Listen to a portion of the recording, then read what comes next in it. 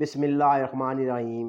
عبادہ بن صامت رضی اللہ عنہ کہتے ہیں کہ میں نے کہا نبی اللہ صلی اللہ علیہ وآلہ وسلم لاہم البشرا فی الحیات دنیا سے کیا مراد ہے؟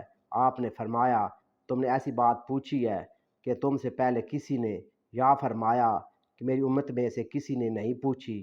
پھر فرمایا یہ اچھا خواب ہے جسے مسلمان دیکھتا ہے یا اس کے لیے دیکھا جاتا ہے۔ بسم اللہ الرحمن الرحیم۔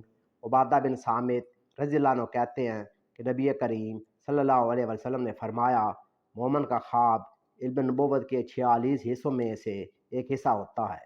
بسم اللہ الرحمن الرحیم۔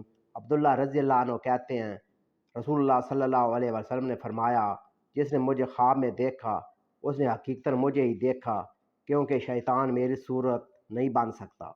بسم اللہ الرحمن الرحیم۔